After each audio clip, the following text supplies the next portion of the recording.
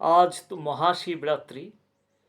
শিবের সম্বন্ধে যত স্তোত্র মন্ত্র অনেক কিছু আছে, তার মধ্যে থেকে অনেকেই নিজের নিজের ইচ্ছে মতো বেছে নিতে পারেন। আমার ব্যক্তিগতভাবে শিব ষড়াক্ষরী স্তোত্র বলে একটি আছে, সেটি খুব ভাল লাগে। তবে সাধারণত সবাই মনে করেন যে শিব মহিম্ন স্তোত্র যেটা, সেটাই মহাদেবের শ্রেষ্ঠ স্তোত্র। তবে তা অনেক বিস্তৃত। তো শিব ষড়াক্ষরী স্তোত্রটি খুব ছোট। শিবের যে ষড়াক্ষর মন্ত্র যেটি বিখ্যাত, তারই এক একটি অক্ষর নিয়ে শ্লোকগুলো রচিত হয়েছে। এটা আমি একটু শেয়ার করছি, কারণ এর মধ্যে অনেক কিছু আছে যা শিবের স্বরূপকে ফুটিয়ে তুলতে সাহায্য করে। হ্যাঁ, যদিও এটি আমাদের শাস্ত্রে বারবার বলা হচ্ছে, শিব হন, বিষ্ণু হন বা দেবী হন, যারা যার উপাসক, এরা তো পরব্রহ্মের দ্যোতক উপাসকদের মধ্যে। তো ব্রহ্ম কখনো বাক্য এবং মনে সম্পূর্ণরূপে প্রকাশিত হন না। কাজেই বাক্য মন এসবের অতীত। কাজেই মন্ত্রে যা প্রকাশ হবে অন্তত স্তোত্রে, তাই যে তার সম্পূর্ণ ভাব তা বলা চলে না। Just beginning, initial condition.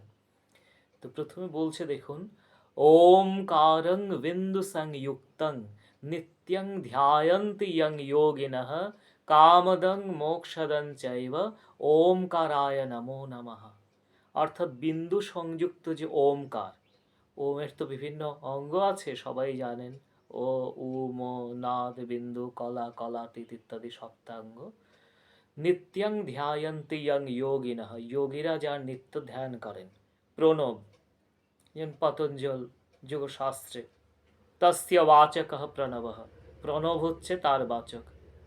তো কামদং মোক্ষদং চৈব, অনেকের ধারণা আছে ওঙ্কার সংসারীদের জন্য নয়, সব নয়, কিন্তু এই স্তোত্রটা বলা হয় এই স্বরূপানন্দজি ইত্যাদি অনেকেই এর বিরোধিতাও করেছেন। তো ওমকার কামও দান করে, মোক্ষও দান করেন।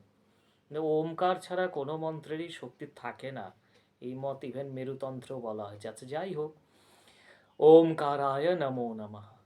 नायातं नैव सम्भूतं क्षयो यस्य न विद्यते नमन्ति देवता सर्वे नकाराय नमो नमः।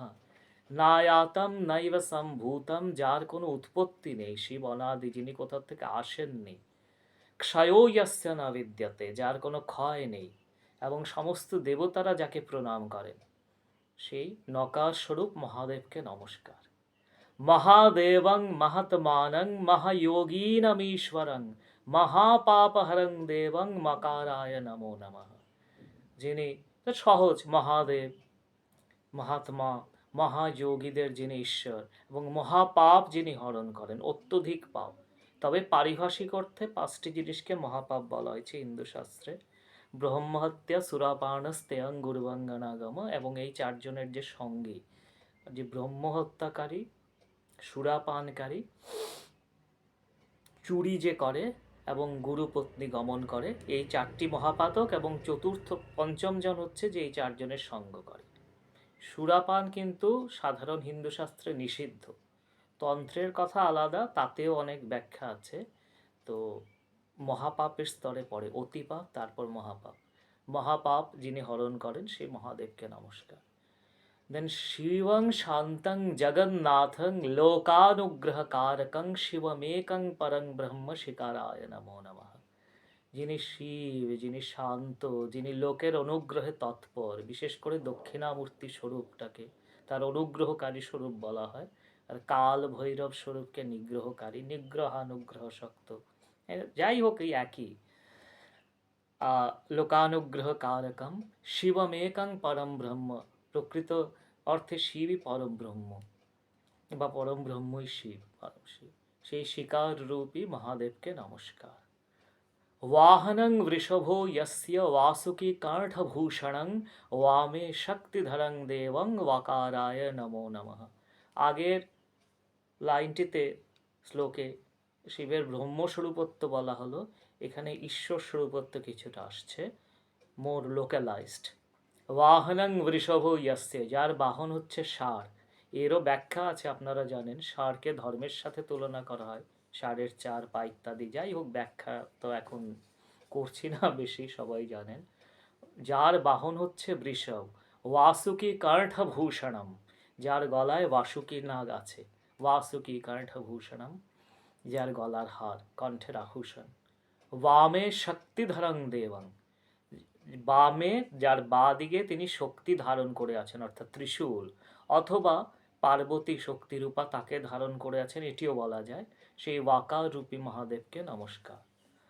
यत्र यत्र स्थितो देवो जगद्व्यापी महेश्वर जगৎকর্তা জগন্নাথ यकाराय नमो नमः। অর্থাৎ যেখানে যেখানে তিনি আছেন, অর্থাৎ সবখানেই আছেন সেই জগৎব্যাপী জগন্নাথ মহাদেবকে প্রণাম করি।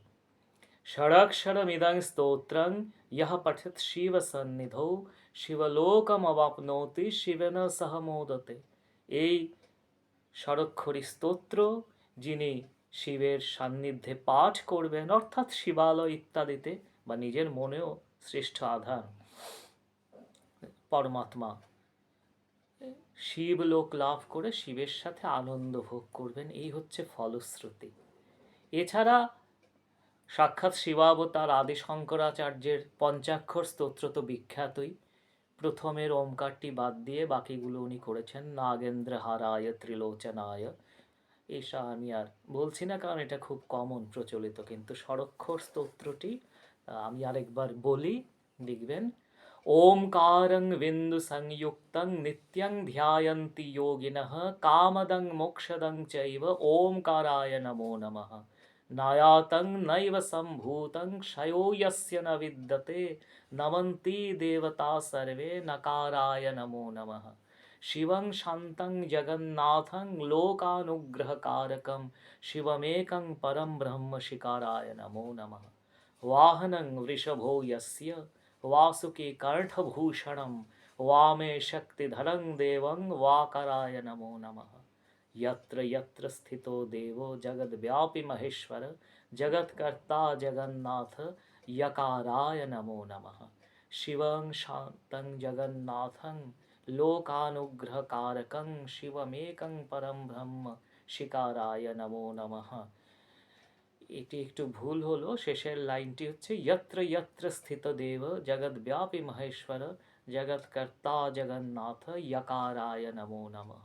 হয়তো আমার শিবের শান্ত স্বরূপের প্রতি আকর্ষণ বেশি হচ্ছিল, তাই এটি রিপিট হয়ে গেছে।